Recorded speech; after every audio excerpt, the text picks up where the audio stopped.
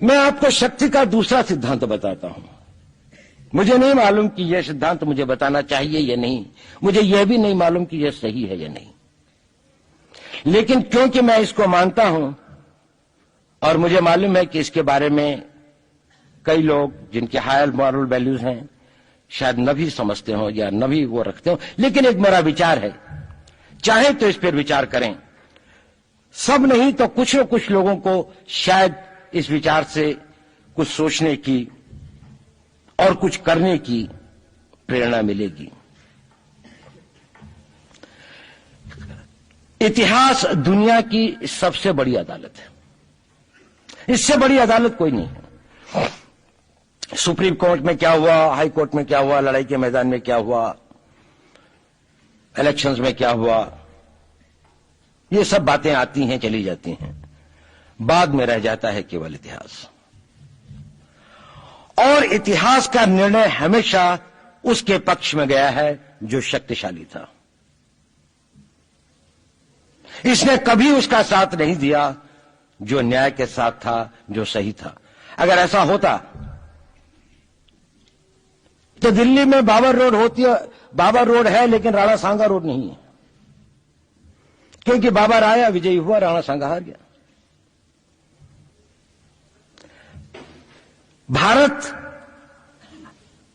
की हिंदूशाही किंगडम अफगानिस्तान से होती सिकुड़ती सिकुड़ती सिकुड़ती यहां तक नहीं आ जाती। हमने किसी पर आक्रमण नहीं किया, हमने किसी के जीवन मूल्यों को नष्ट नहीं किया, हमने किसी के धर्म ग्रंथों को और धर्म स्थानों को नष्ट नहीं किया।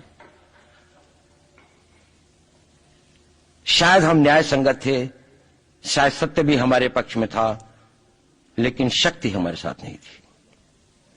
इसलिए इतिहास ने हमें उसकी सजा दी।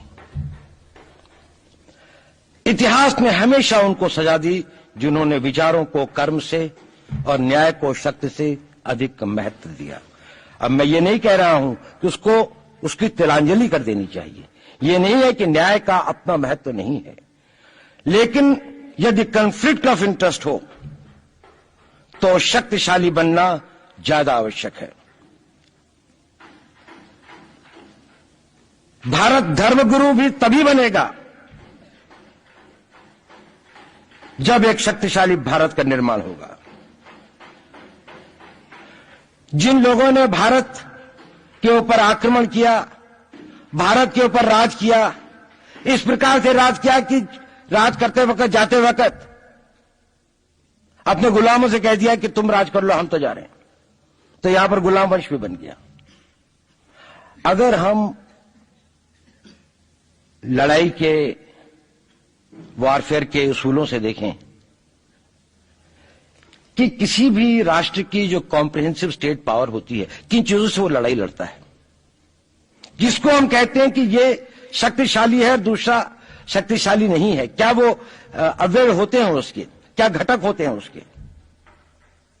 तो भारत के पास जनशक्ति, धन शक्ति, ज्ञान की शक्ति, टेक्नोलॉजी की शक्ति, और जिन लोगों ने आक्रमण किया उनकी शक्ति को अगर हम ये देखें तो शायद 1 और 1000 का अनुपात भी नहीं होता।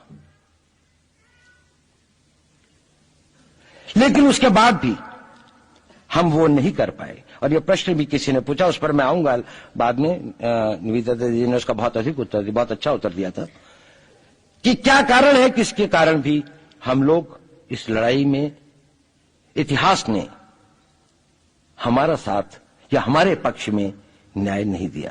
क्या कारण है कि कश्मीर में हम लड़ रहे हैं, जिन्होंने हमारे ऊपर आक्रमण हो रहा है, हमारे ऊपर बाहर से लोग आकर वायलेशन हमारे बॉर्डर का करते हैं,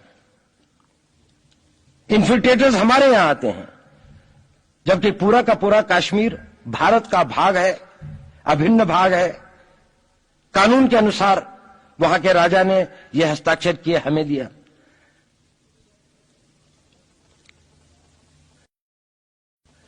क्या कारण है कि करोड़ों की संख्या में बांग्लादेश से लोग भारत में आते हैं, हम बाड़ लगाते हैं, वो लोग वहां से मना करते हैं कि आप हमारे आदमियों को आने दीजिए, और हम कुछ नहीं कर पाते।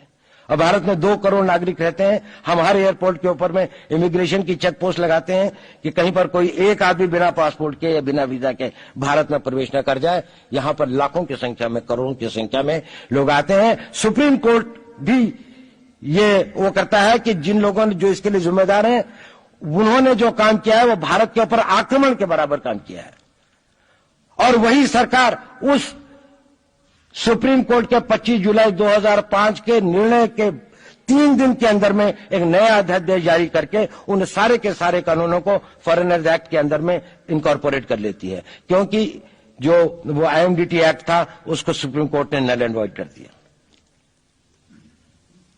ये सब बातें हमें सोचने और समझने की आवश्यकता है। एक कारण, मैं ज्यादा चीजों में नहीं जाना चाहता, इतना समय भी नहीं होगा,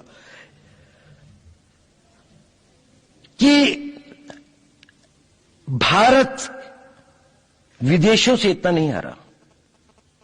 अंग्रेजों ने भारत के खिलाफ कोई लड़ाई ऐसी नहीं जीती जिसमें कि अंग्रेजों की फौज में भारतीय सिपाही नहीं थे। चाहे वह पहले बंगाल नेटिव आर्मी थी, 1857 के अंदर में सिखों और गुरखास ने उनका साथ दिया। जब सिखों से लड़ाई हो रही थी तो बाकी लोगों ने उनका साथ दिया। हमेशा नेटिव आर्मी उनके साथ थी। जब जब आक्रमण वेस्ट से हुआ, चाहे वो पार्थियंस थे, चाहे हून थे, चाहे मंगोल आए, बाद में मुगल आए, तो लश्कर कहां बने? वो तो थोड़े से लोग आए थे। लश्कर बने काबुल में, जिस वक्त वो इस्लामाइज भी नहीं हुआ था, लाहौर में, सरहंद में। हिंदुस्तानियों को हराया है तो हमेशा हिंदुस्तान के लोगों ने साथ नहीं दिया देश का। और दर्द है तो केवल इसी बात का। भारत के इतिहास में अगर दर्द केवल इस बात का नहीं है कि विदेशियों ने हमारे साथ क्या किया, उनका तो हम मुकाबला कर लेते। दुख इस बात का था कि हमारे सभी लोगों ने साथ नहीं निभाया और साथ नहीं दिया। और इसकी फीलिंग आज भी मुझे इस देश में होती है। और भारत को आंतरिक बाह्य शक्तियों से जो सबसे बड़ा खतरा है, वो खतरा इस बात का है कि हमारे अपने लोग ही कहीं राष्ट्र की सुरक्षा, राष्ट्र की अस्मिता, राष्ट्र के गौरव का सौदा न कर बैठे, अपने आज के सुख के लिए अपने भविष्य को अंधकारमय न कर दें। और इसके लिए जो जागरूकता चाहिए, इसके लिए जो ताकत पैदा करनी है, वो ताकत केवल समाज के अंदर भी पैदा की जा सकती है। उसको केवल आप लोग कर सकते हैं। वो केवल आज की युवा शक्ति ही कर सकती है।